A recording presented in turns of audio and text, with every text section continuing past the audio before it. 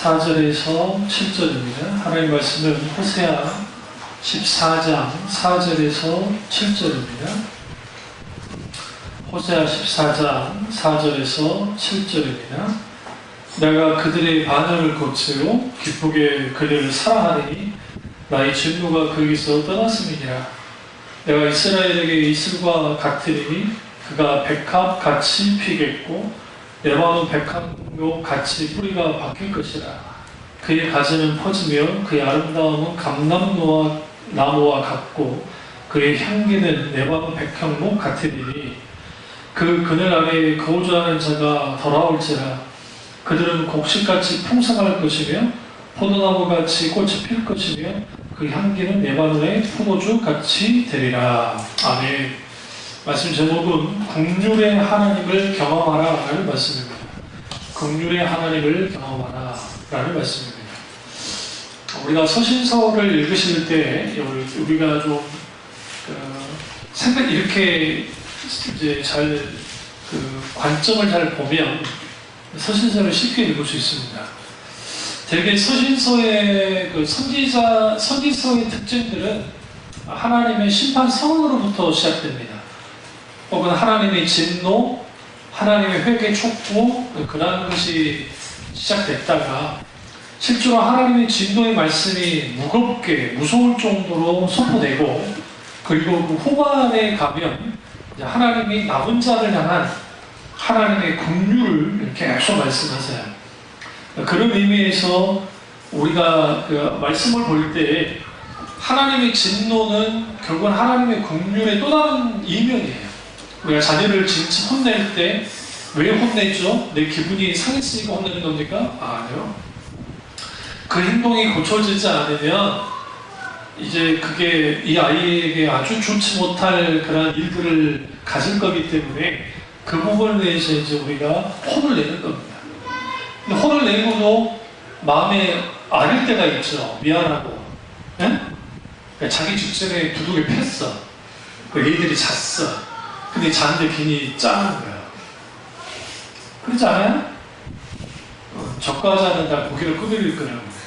젓과자 중에 하나가 나도 젓과자니까 어릴 때 보면 하나님의 마음이 이와 같습니다. 그러니까 우리의 그 하나님의 백성이 죄를 짓고 하나님을 대적할 때 하나님이 진노하시죠. 혼을 냅니다. 근데 그것이 미워서가 아니라 그 자녀를 위하여 거예요. 여러분의 자식, 저도 마찬가지로 자식들을 아주 안아무리도 크려면 해달라는 거 다 해주면 되고, 아이고 좋다 해주면 돼요. 저는 여러분들과 달리 주로 대중교통을 많이 이용하기 때문에 이런 사람 저런 사람 많이 보고 이런 아이 저런 아이 많이 봅니다. 아주 인격적이고 또 정숙하고 그리고 뭔가 그런 엄마 같은 경우에는 또 부모도 마찬가지고 아이들도 천발주축이 없지는 않은데 그래도 잘 통제하고 또 주위 사람들에게 미안해합니다. 그리고 또 잘못했다고 애들한테 시키기도 하죠. 그거 아니고 버스 같은 데서 천방지축 악을 지르고 막 해도 좋아가지고 아이고 좋다 예뻐가지고 막 웃고 막 그런 그 맘충이들이 있어요. 맘충이. 이제 저 같은 경우에는 참고 참아줬다가 이게 도저히 안 되겠다 싶으면 저는 한마디 던집니다. 이 좌절시키지 않고 혼자 있는 거 아니니까. 그럼 이제 울고라 하면 개의치 않습니다. 그래도 말한다면 기사님한테 말합니다. 통제하시라고. 이 사람 한 사람 때문에 되겠냐. 그러면 대부분이 이 맘추애들도 조용해요. 요즘 보니까 내가 어지간하면 한참 잘 하지 않았는데 너무하다 싶을 정도로 너무한 애들이 있거든요. 그런 부모 밑에 자라나는 아이들은 그게 나이 들면 골치 아파져. 그래서 적어도 우리가 그 자녀들을 양육할 때에 상식선에서는 키워야 돼요. 상식적으로는 키워야 돼요. 근데 이제 상식적이지 못한 사람들이 생각보다 많습니다. 문제죠. 우리가 그럼에도 불구하고 우리는 그 긍휼이라는 거, 하나님의 긍휼, 그것이 얼마나 우리에게 소중한 것인지를 알 수가 있습니다. 하나님의 성품 중에 아주 독특한 성품이에요. 이 하나님의 긍휼은 살인자들을 향해서도 흐릅니다. 그러니까 우리가 감당을 못하는 거예요. 우리가 보기 참 나쁜 놈인데 거기에도 하나님의 긍휼이 있어요. 근데 여러분 역설적으로 말하면 하나님의 긍휼이 그러했기 때문에 우리가 또 살아남고 있는 거예요. 만약에 하나님의 긍휼 베푸시는 것이 칼 같으면 하면 우리는 지금 견딜 수 있는 사람이 한 명도 없어요. 왜 우리가 가족 공동체가 힘듭니까? 가족 공동체 힘든 이유는 자기가 잘못했다고 인정하고 뭐 잘못했습니다 라고 하면 용서해주는 마음이 있어요. 없지 않아요. 그런데 자기 잘못한 게 하나도 없다니까 문제예요. 안 그래. 그러니까 자기는 문제가 없대. 근데 가족들은 어떻게 해야 됩니까? 가족이기 때문에 품어줘야 되잖아요.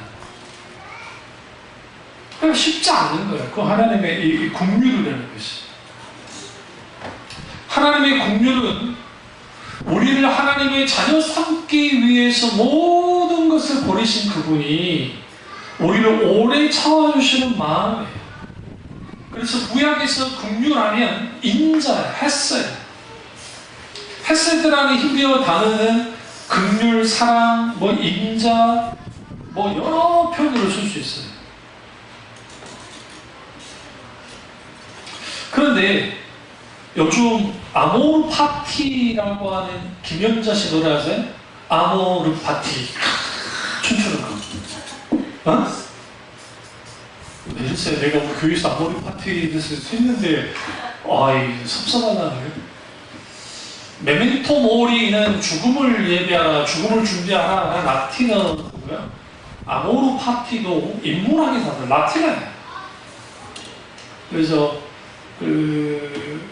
자기 인생에 대하여 파티라는 게 막 파티 버린다 그런 건 아니고요. 그러니까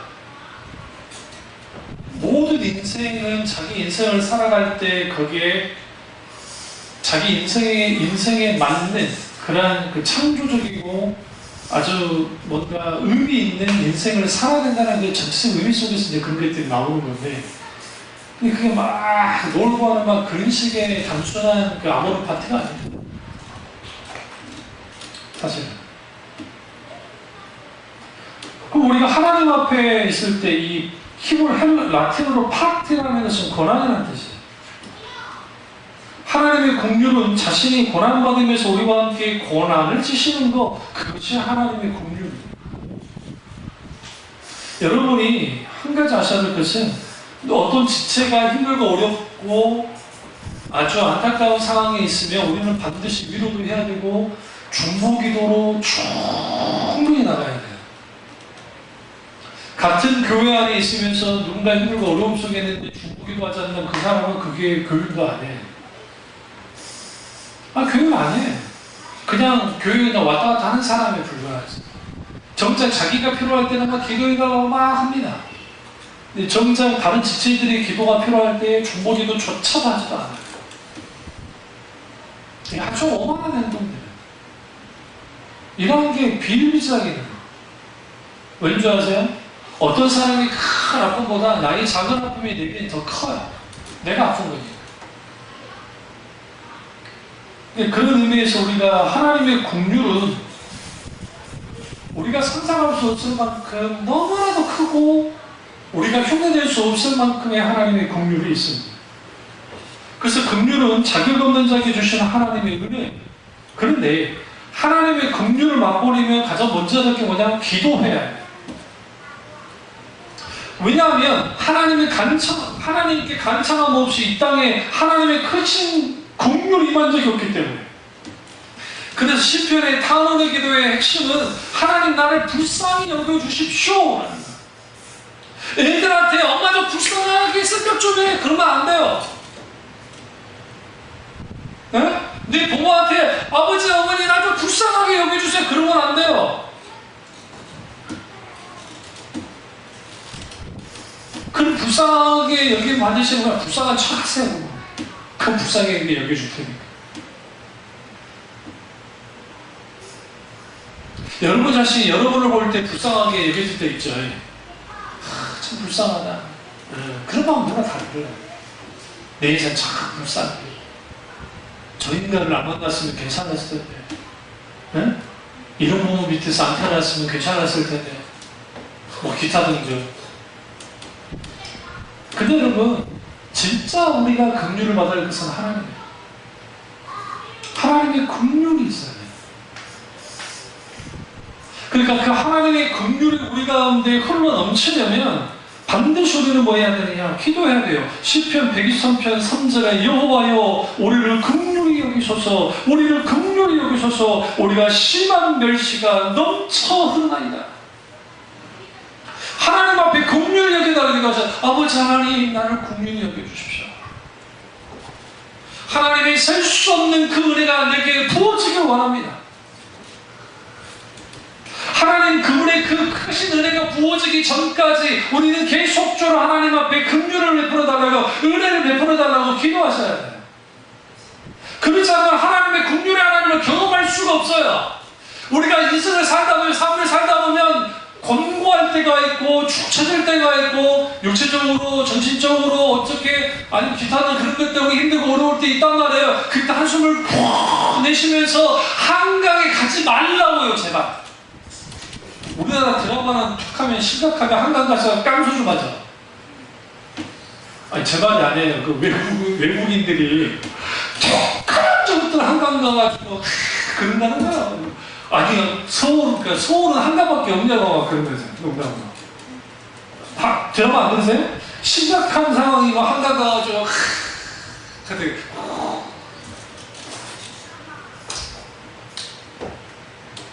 내가 힘들고 어려운 고개를 들어서 주님을 찾으시면 돼요.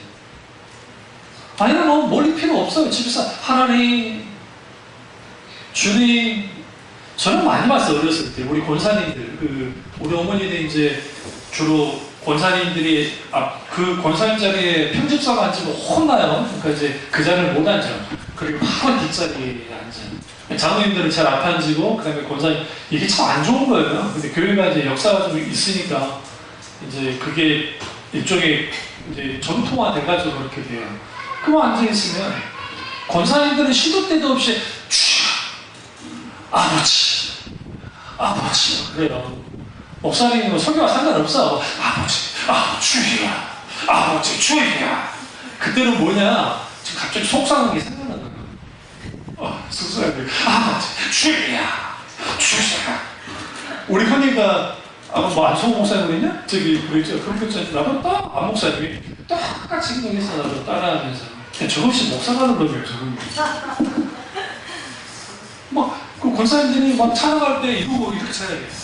빈들의 마른 풀과 지금 나도 똑같이 빈들의 마른 풀같이 따라했다고. 그런데 노예 가서 진짜 웃겼던 게 뭐냐면 내 또래 젊은 목사님들, 나보다 어린 애들도 많이 이제 목사님들 있으니까 그러는데, 그 다음에 나보다 나이가 아주 많은 목사님들 중에 찬양하면서 이루고 있는 분들은 다 뭐냐, 권사님들이나 나이 있는 분들 밑에서 있던 분들이에요.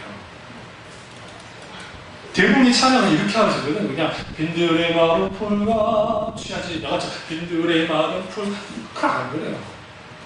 그럼 뭐냐, 다 그 권사님들 혹은 장로님들 만세 노릇하신 분들이 찬양할 때 되게 그랬고 몸을 흔들고 있어요. 몸을 흔들고 있어요. 그때마다 어렸을 때는 그것이 뭔지를 몰랐는데 우리 어머니가 아버지한테 이제 맞고 이제 그 권사님들이나 어른들이 굉장히 안타까워하죠.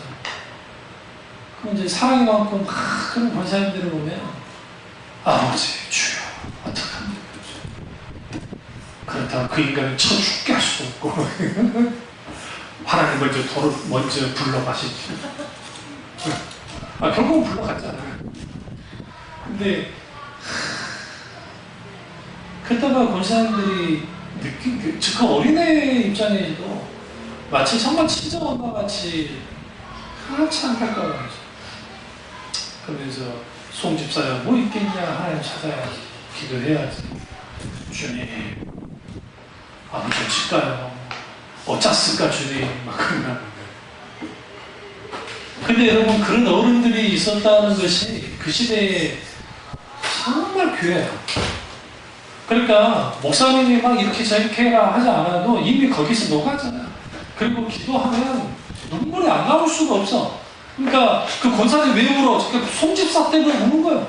뭐 은혜 받아서 우는 게 아니라 불쌍해갖고 우는 거예요. 근데 왜 이 권사님의 그 시대에 그분들의 시절이라는 게 조선 왕조 말이나 일제 치하에 있었던 분들, 그 고통을 많이 겪었던 분들의 삶이었기 때문에 한이 있단 말이에요. 그러니까 하나님 주여, 하나님 어떡합니까 아버지, 아버지. 근데 이제 음정박자 안 맞는단 말이에요. 아버지. 시도 때도 없이 아버지. 근데 그 시도 때도 없이 아버지가 그게 신앙의 깊은 주님을 향한 갈망에서 나와요. 그냥 나이 젊은 사람들 노래는 주첩바가지처럼 보일지 모르지만 성경에서 어떤 사람이 하나님의 긍휼을 정말 많이 누리느냐, 어떤 일을 벌어지든 무엇을 벌어지든 무조건 하나님 찾는 거예요. 하나님을 찾는 거예요. 하나님이 나를 버리시면, 하나님이 나를 이렇게 놔두시면 저는 제가 숨 쉴 수가 없습니다. 여러분, 우리가 어떤 상황과 환경을 만났을 때 숨 쉴 수 없을 것 같은 그런 답답함과 그런 눌림 속에 있을 때가 있잖아요. 진짜. 그때 우리 숨통을 탁 터주게 하는 게 뭡니까? 하나님의 긍휼이에요. 하나님의 긍휼. 자연이 산다라고 하는 그 프로그램 하나 있어요. 그 채널 돌리다 보면 그걸 한번 본 적이 있는데, 어떤 아저씨가 나이가 지금 한 60대 중후반 되는데 아들이 39대, 38살 때 죽은 거야. 그러니까 그걸 견디지 못해서 시골에 들어가가지고, 산속에 들어가가지고 탑을 쌓고 막 하시는 분들을 봤어요. 어마어마한 탑을 쌓더라고요. 어마어마하게. 그러니까 이제 왜 그렇게 하세요? 그러니까 내 아들이 보는 것 같아서 내가 이렇게 해야 산다. 그러니까 그 사람은 그게 자기 숨통이 되는 거예요. 그거라도 해야 살 수 있을 것 같으니까. 근데 여러분, 그런 인생 마지막 할 때 아주 외롭습니다. 주님 없기 때문에. 그래서 우리가 어떤 힘들고 어렵고 고난당하고 고통스러울 때에 주님을 계속 찾아나갑니다. 자칭 하나님을 믿지 않는 사람들, 그 사람들은 왜 불쌍하냐면 자기들 의존을 못할 뿐이 없어요. 육신의 부모, 육신의 자기 일가 친척, 힘 있는 사람, 우리 힘내지지 못해요. 어느 부분까지 될지 몰라요. 우리가 하나님의 긍휼을 경험하게 되면 세 가지 형태로 하나님을 경험하게 됩니다. 첫째로 회복시키시는 하나님을 경험해요. 14장 4절 그 전반절 보면 내가 그들의 반역을 고치고 라는 말씀에 우리 집중하셔야 돼요. 지금 우리 이제 개혁 개정판에는 반역이라 되어 있는데 개혁 한글판에는 폐역이라고 되어 있습니다. 이게 뭐냐면 타락과 불신으로 인해서 하나님을 배반하는 행동을 말해요.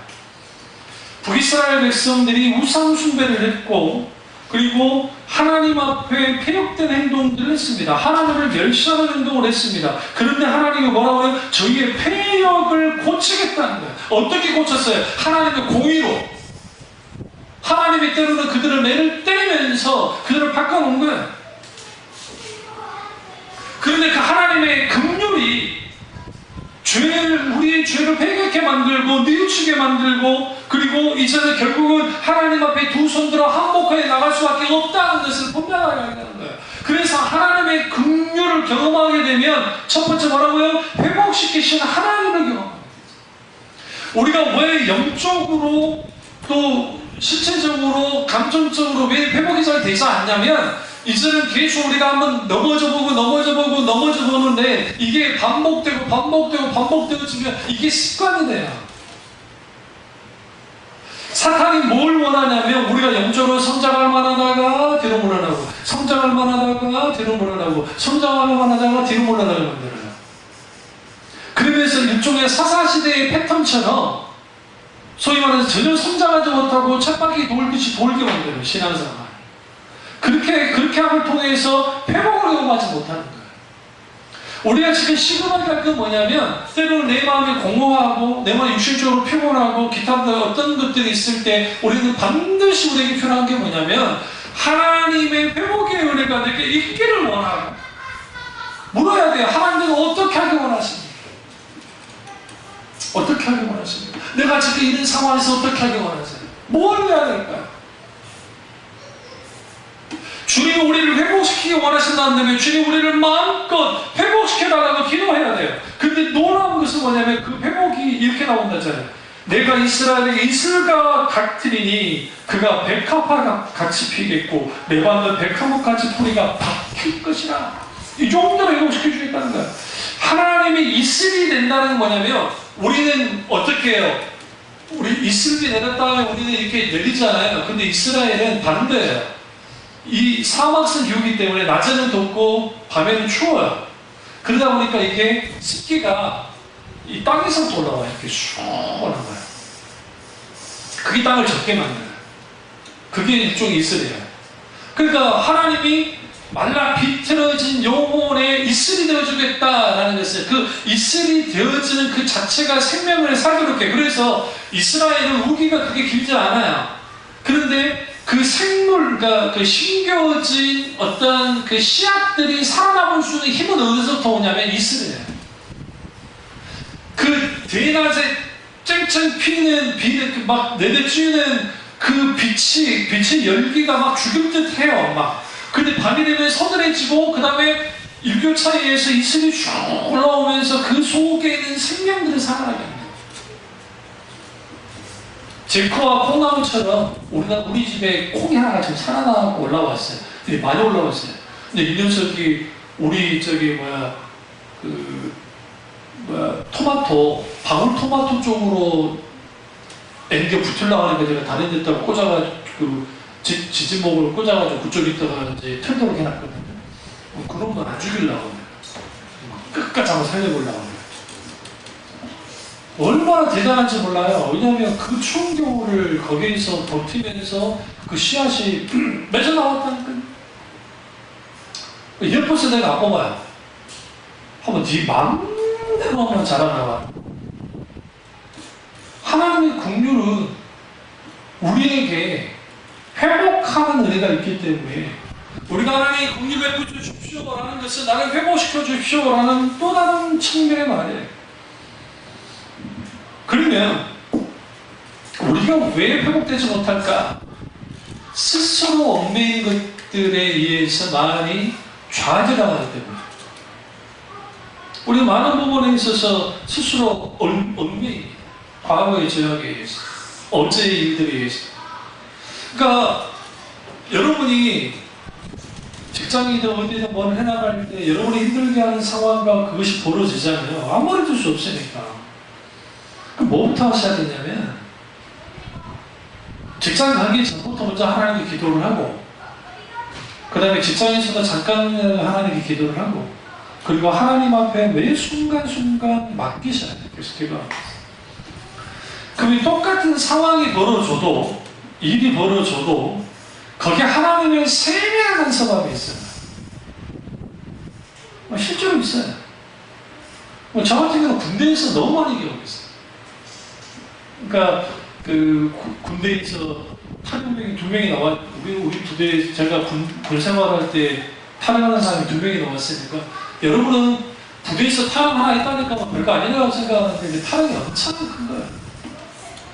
분위기가 얼마나 쌀벌해집니다. 또 저희 때까지만 해도 구타가 아직 나와 있었기 때문에, 요즘도 뭐 구타도 있다고 하지만, 구타가 저희가 노태우 때 제가 군대에 있었기 때문에, 그러니까 그 문화가 아직 있었고, 그러니까 고참들의 심리가 상상할 수 없는 거예요. 뭐 간부들 많은 것도 없고, 탈환하는 것 때문에. 그럼 자칫 잘못하면 이제 거기에서 막 뒤집어지면 별일 다 일어나요. 그러니까 숨쉬기 힘들어. 쫄병이 있어요. 그때 뭐 하겠어요? 하나님 앞에 기도했죠. 그 상황을 빨리 잡아달라고 기도했어요. 주여 그 인간을 빨리 잡아요. 진짜 생각보다 빨리 잡혔다. 다행히. 그리고 이제 잘 풀리긴 했습니다. 물론 이제 그때가 있지도 않아요. 이게 6월달, 7월달 이 더운데 완전 군장 영창 갔다 와가지고 한 2주를 도우는데 저보다 1년 고차인데 잘 같은 1월 군번인데 1년 고차. 이걸 뭐라면 이제 아버지 군번이라 그래요. 아버지 군번. 나랑 좀 친했었는데 그냥 나보다 나이가 많았고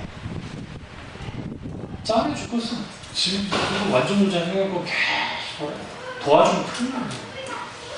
쉬는 시간 잠깐 줘. 요즘 애들한테 그렇게 하다가 난리 날걸요? 계속 점심에 아침 일찍 때 돌고 그 다음에 잠깐 식사하게 하고 그 다음에 또 이거 끝날 때까지 때 앞에 있어서 웬만한 강 아니면 못 견딥니다. 본보기로 보여주는 거예요. 타령하면 이 꼴이 된다 이거 보여주려고 뭐 해가지고 물도 주고 물도 주고 하나님이 기도 가운데 하나님이 놀랍게 기도하면 그 기도 속에서 하나님의 세밀하게 놀랍게 역사하시는 때가 있어요. 하루하루를 그렇게 하면 하나님의 긍휼의 은혜가 있고 나를 짓누르고 막 했던 것들로부터 이걸 이길 수 있는 힘을 주기 시작해요. 때로는 하나님의 사람을 붙이고 때로는 환경을 조성하고 때로는 하나님이 그렇게 해서라도 역사하시는 거예요. 그래서 우리가 긍휼의 하나님을 경험하면 회복하게 하시는 하나님을 경험하고 두 번째는 사랑의 하나님을 경험합니다. 호세아 14장 4절 후반절을 보시면 고치고 기쁘게 그들을 많이 사랑하느니 하나님이 기쁘게 사랑해 주겠다. 즐겁게 사랑해 주겠다. 나의 진노가 그들에게서도 떠났습니다. 라고 말합니다. 근데 여기서 재밌는 표현이 기쁘게라고 하는 이 말씀의 히브리어 또 하나의 의미는 풍성하게 라는 의미가 있어요. 하나님이 풍성하게 우리를 사랑해 준다. 하나님의 풍성한 사랑이 중요하죠.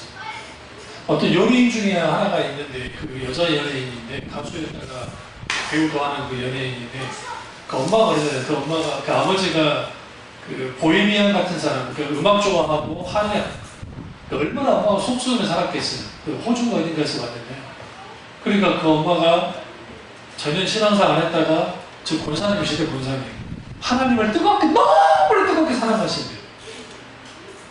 아빠 때문에 그 남편 때문에 속으로 그랬어요. 그 우스갯소리지만 그래도 그건 참 나쁘지 않다 그래서 다행이다 생각했어요. 하나님을 그래도 신앙생활 잘하는 게 감사합니다. 그러니까 너무 우리가 내 삶 속에서 안 되고 힘들고 어렵고 막 나를 짓누르고 하는 거 그것만 볼 게 아니에요.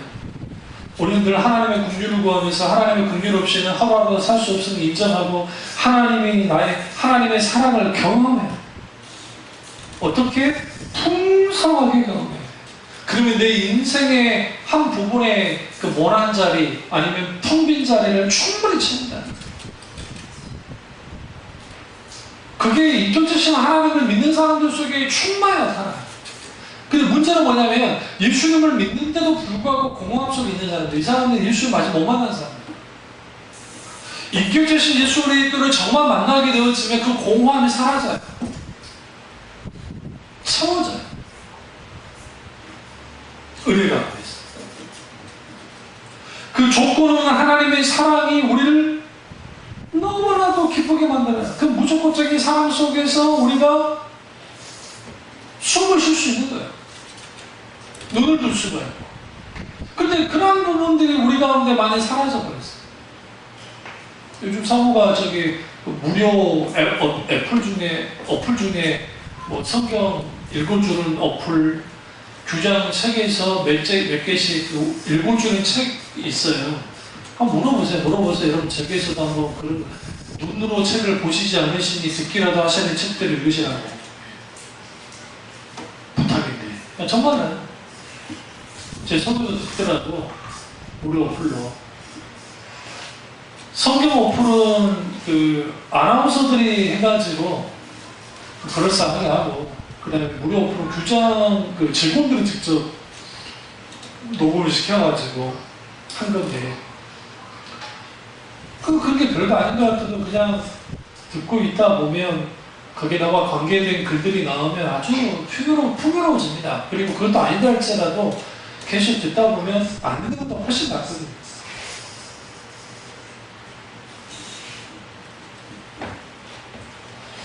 사랑의 하나님이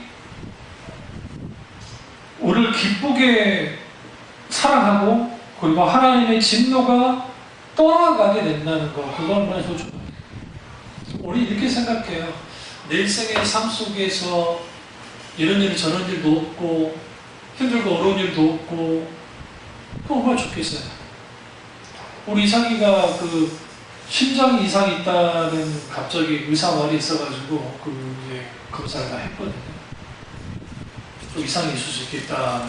오픈하진 않았는데, 이제 어저께 이제 내일도 이제 결과 나오죠. 오늘 어저께 이제 결과가 나왔는데, 얼마나 말랐으면 심장이, 예? 그 저기 뭐야, 처져 있겠어요. 늘어져 있겠어요. 이상은 없다고 나왔습니다. 근데 뭐 그런 일 안 겪으면 얼마나 좋아요. 충분히 이제 일주일 동안 기도를 했습니다만, 그러니까 우리 아들도 좋은 것을, 그러니까 겪지 않아도 될 것을 겪었지만, 저는 그 생각을 했어요. 적어도 저 녀석이 신경도 예민하는 녀석인데 적어도 하나님 안 찾겠냐.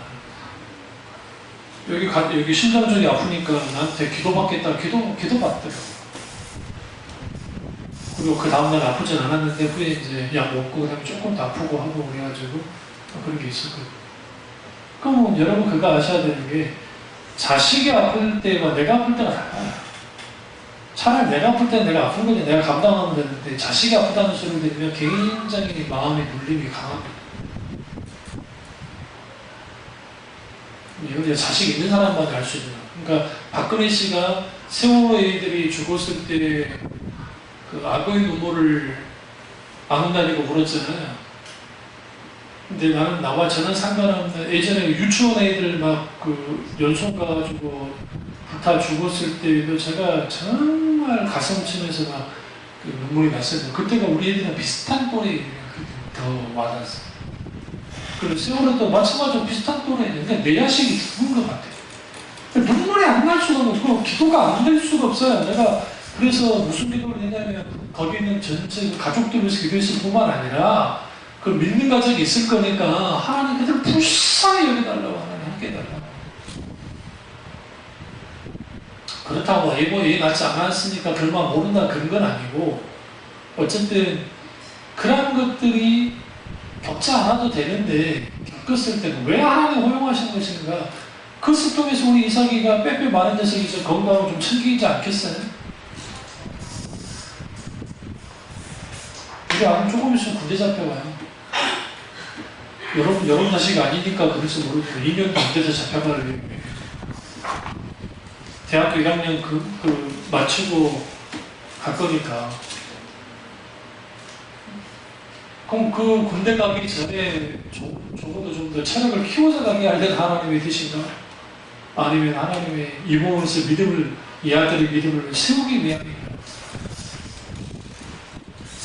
살얼음판 같은 그런 부분을 걸을 때에 우리에게 필요한 것은 뭐냐면, 하나님을 의존하는 법을 배우고, 그리고 그 안에서 하나님의 평안과 그리고 하나님의 함께 하심을 배워요. 부모에 대한 우리에게는 뭘 주님이 경험토로 하냐면, 결국은 육신을 부모가 해줄 수 있는 게 없어요. 솔직히 말씀드려요. 하나님이 하실 수밖에 없는 거예요. 결국은 하나님이 책임지는 내 자녀들이 되어 있다. 분명히 알게 됩니다. 사랑의 하나님을 경험해야 됩니다. 왜? 긍휼의 하나님을 경험하면 사랑의 하나님을 경험해요. 그 사랑의 하나님은 우리에게 어떻게 다가오시냐면, 아가서에 기록되는 대로 마치 남녀간의 사랑이 뜨거운 것처럼 주는 그런 사랑을 원해요. 그러니까 우리가 항상 착각하는 게, 에로스의 사랑은 적용한 것이고 아카페의 사랑은 희생적이고 어떤 이 플라토닉한 사랑의 남편을 쓰잖아요. 그런 사랑은 뭐 고매한 것입니까? 네. 히브리적인 의미에서의 사랑이라는 것은 이 에로스든 아카페는 상관없이 실질적으로 행동하는 사랑이에요. 실제적인 사랑이에요. 실제요. 왜 애들이 아빠하고 덜 친하고 엄마하고 잘 친할까요? 이유가 뭔지 아세요? 대부분 아빠들이 성격도 그렇고 막 혼내고 하니까 그런 것도 있지만 그 엄마하고 애들 사이에는 스킨십이 많아요. 많을 수밖에 없는 게 태어났고 엄마 뱃속에서 태어났고 그렇게 돼 있고 아빠하고 스킨십 있는 건 그렇게 많잖아. 물론 이제 특별하게 아빠랑 뭐 친한 애들도 있긴 있지만 그런 게 있는 거예요. 그러니까 하나님 앞에 하나님과 우리 사이에 스킨십들이 많아요. 우리의 삶 속에 스킨십들이 일어나요. 어떻게 스킨십 하십니까? 어느 날 하루하루에서 하나님을 찾고 그리고 하나님 나를 더 사랑해 주십시오. 내가 하나님을 사랑하기 원합니다. 라고 하는 그런 고백들을 나누고 하나님 오늘 하루 속에서 내가 어떻게 살아가는지에 대해서 하나님 다 아시니까 그 아시는 하나님 그분을 구하는 거예요. 그리고 그 속에서 하나님의 국률이 있어요. 우리 억울한 일 당할 때 있잖아요. 우리 살다 보면 힘든 일 당할 때 있잖아요. 그때 하나님이 찾아오셔서 우리를 위로하시고 우리를 이렇게 세워주십니다. 세 번째는 풍성하게 하신 하나님을 경험해야 해요. 6절을 보시면 그의 가지는 퍼지며 그의 아름다움은 감람나무와 같고 그의 향기는 예방은 백향목 같은 이 백향목이 굉장히 큰 나무입니다. 왜 향목이라 했을까요? 향기나는 목자예요. 하나님이 그렇게 만들어주겠다는 거예요. 번영과 생명으로 즐겁고 아름다운 상태가 되도록 만들어주겠다는 거예요. 그게 하나님의 국률을 입은 사람들 속에서 나타나는 거죠. 하나님의 풍성한 열매를 주는 거죠. 근데 어떤 사람들이 주는 거예요? 하나님께 참회하고 하나님의 국률을 앞에 나가서 하나님의 국률만을 구하여 나가는 사람들 속에 하나님을 그렇게 하셔요. 요즘 우리가 TV를 보시면 TV 같은 프로그램, 예능 프로그램은 뭐든 간에 여행 프로그램, 먹는 프로그램, 그 다음에 뭐 노래 무슨 예능 하잖아요. 근데 다 한 가지로 전체화되는 게 뭐냐면 즐거움이에요. 결국은 즐겁게 위해서. 응?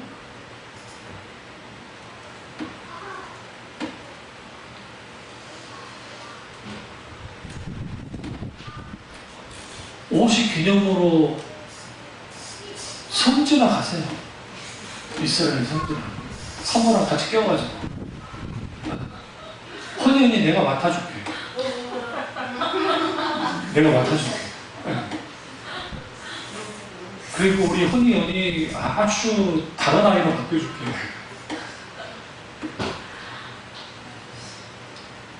그 이스라엘 같은 우리가 하나님의 놀라우신 회복감의 은혜가 있으면 그 풍성케 하나님을 경험하는데 저는 이제 선주를 안 가봤지만 은사 교수님이 했던 말이 있는데 오기 전까지 이제 그 차를 끌고 딱 나가면 들판에 막 사막처럼 막 그러대요. 근데 갑자기 이제 우기가 딱 찾아오잖아요. 같은 길인데 거기 거기 풀이 무성하대요. 엄청나대요. 그리고 같은 길이라고 상상을 못하는 거예요. 왜냐하면 분명히 사막이고 풀 한 통도 그냥 없을 것 같은데 뭐예요? 비가 내리면 막 갑자기 쑥 올라가요. 양떼들이 방목에서 막 키우거든요. 그 장관을 보면 사람들이 그 시편 23편이 어떤 의미인지 알 수 있다고. 그게 하나님의 긍휼 베푸시는 우리가 바짝 말라가지고 막 그런 상태에 있을 때 있잖아요. 근데 하나님의 긍휼을 베풀어주면 풀 한 포레이 나지 않을 것 같은 그런 상황 속에서 뭐가 일어나요? 풀이 막 초장이 만들어져요. 풍성함이 있는 거죠. 풍요로움이 있는 거죠. 그냥 풍요로움이 우리 가운데 있어야 살 수 있어요. 여러분 절대로 자식 위해서 살아도 안 되고 남편 위해서 살아도 웃긴 것이고 아내 위해서 살아도 웃긴 것이고 부모 위해서 살아도 웃긴 것이고 결국은 우리가 살아야 되는 것은 하나님을 위해서 사는 거예요. 왜요? 하나님의 내 인생을 끝까지 책임져주기 때문에. 자녀들은 하나님 앞에 계속 맡겨야 돼요. 우리 딸내미가 강 다니는 게 사랑니 빼고 와서도 별 큰 그거 없어요. 제가 뭐 좀 많이 아팠어. 그 정도. 잘 견뎌요. 그런 것도 보면 또 짠해요. 이제 20살밖에 안 되는데, 뭐 아팠어. 어쩌저쩌 하면 더 좋을 텐데. 견디만 하는 것 같아요. 26살 되면 못 뺀다더라. 사장님 안 빼준다며요? 26살 먹으면. 그게 무슨 뭐 골밀도가 낮아져서 안 빼준대잖아요. 그런 말이 나겠어. 내가 오늘 한 끼도 못 먹으면 그러고. 웃겨. 하나님의 풍성한 긍휼이 있게 되어지면 우리 속의 마음의 심령의 단비처럼 하나님 은혜가 내리잖아요. 그럼 따뜻해져요. 우리가 언제 메마해지냐면 내가 힘들고 어렵고 지치고 이렇게 치기 저렇게 쳐야되는데 특별히 뭐 쌍둥이 엄마처럼 뭐 양육을 해야 되고 막 하고 애들 하면 그거 지치거든요. 심적으로도 지치고 육신으로도 지치고 막 그래요. 그때 가장 필요한 게 뭐냐면 애들 다 지금 남편도 다 집어넣고 잠깐만 시간이 있으면 잠깐이라도 저를 찾아요. 그 1분이 혹은 30초가 이 심령을 확 정말 바꿔요. 그러니까 그렇게 되어지면 거기에 하나님의 놀라운 그 풍성하게 하시는 하나님의 은혜가 우리 가운데 있게 되었어요. 그 풍성하게 해주시는 그 은혜가 있게 되어지면 여기에 있으면 뭐냐? 내가 새로워지기 시작하는 거예요. 하박국 3장 2절에 여호와여 주는 주의 일을 수년 내에 부응케 하옵소서. 이 수년 내에 나타나시옵소서. 진노 중에라도 긍휼히 잊지 마옵소서 라는 말씀처럼 저는 진노 속에서 긍휼히 잊지 말아주십시오. 결국은 마지막 우리가 하나님 앞에 있었을 때 우리가 할 수 있는 것은 하나님 저 왔습니다 할 사람은 단 한 명도 없어요. 아무리 선하게 살았다 해서 하나님 저를 긍휼히 여겨주십시오. 불쌍히 여겨주십시오. 그리고 우리는 뭐 해야 됩니까? 하나님 은혜의 보좌 앞에 나아가서 긍휼을 구해야 되고 하나님을 가까이 해야 돼요. 요한 2서 1장 3절에 보시면 의리와 긍휼과 평강이 하나님 아버지와 아들 예수 그리스도로부터 진리와 사랑과 우리와 함께 있으리라. 의리와 긍휼과 평강이 하나님 아버지와 얼마나 의미 있습니까? 그러니까 우리가 의리와 긍휼과 평강이 하나님 아버지와 그 아들로부터 끊임없이 흘러나온다고 살 수가 있어요. 이 말씀을 통해서. 그래서 그 하나님의 사랑으로부터 나오는 그 나를 불쌍히 여기시는 아버지의 그 마음, 죄인을 용서하시고, 그리고 하나님은 결국은 우리를 용납하시고 우리를 받아주시는 그 하나님의 긍휼의 마음 가운데 우리가 녹아져야 우리 속에 있는 무거운 짐들, 어려움들, 마음의 상처, 아픔, 눌림, 그리고 어떤 기타 등등 우리 앞에 있는 그런 것들에 대해서 우리가 숨쉴 수 있는 하나님의 긍휼함이 우리가 있습니다. 근데 그것이 직접적으로 느껴지지 않는 이유는 뭐냐면 그 긍휼 구하지 않는 사람. 우리 이렇게 생각합니다. 그런 상황으로부터 벗어나면, 그런 환경으로부터 벗어나면 괜찮겠지. 그렇지 않아요. 환경과 상황이 우리를 눌러서 우리를 짓누를 수도 있지만 더 중요한 것은 우리가 그것을 이길 수 있는 믿음이 없으니까 실제로 그렇게 되는 거예요. 그러니까 우리 필요한 게 뭐냐? 하나님, 우리가 감당할 수 있는 믿음을 달라고 기도해야 되고 하나님의 긍휼을 구해 나가야 돼. 이게 예수 믿는 사람과 믿지 않는 사람의 절대적인 차이예요. 그리고 그 긍휼을 구하는 사람들 속에 있게 되어지는 그 하나님의 사랑을, 하나님의 회복케 하심을, 하나님의 놀라운 풍성케 하는 놀라운 역사를 경험하기 시작할 때 내 자신이 이제는 결국은 환경과 상황과 여건에 의해서 좌우되는 것이 아니라 하나님의 긍휼, 하나님의 사랑에 의해서 내가 좌우된다는 것을 알게 되어져요. 그래서 많은 하나님의 사람들이 뭐라고 하느냐면 예수 그리스도 크리스찬이라는 것은 이 세상의 어떤 일들과 상황과 문제, 심지어는 자신의 생명이 위태로운 상황이라 할지라도 그것을 가볍게 여기면서 살아가는 사람들이다. 아무것도 아닌 것처럼 여기면서 사는 사람들. 이게 제 말이 아니에요. 이게 로트도 그렇고 카미슨도 그렇고 많은 종교개혁자들 그 말을 했어요.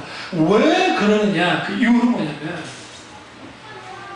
하나님께로 되어진 존재이고 우리는 이 세상에 묶여 있으면서 살 존재가 아니에요. 우리는 이미 하나님의 영원한 생명이 주어졌고 우리는 영혼과 잇대어 살아요. 영혼과 연결되어서 사는 사람들이기 때문에 이 세상에는 수많은 문제, 가장 큰 문제는 뭐예요?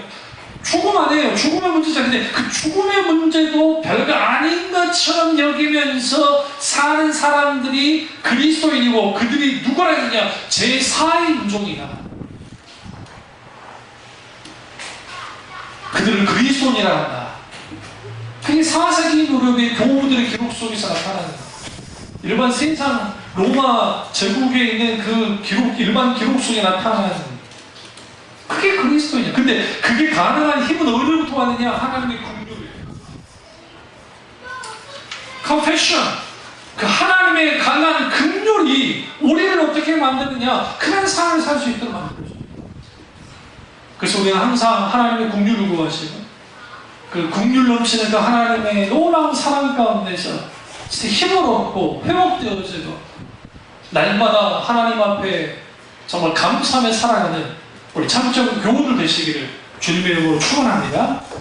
기도하겠습니다. 기도하실 때 하나님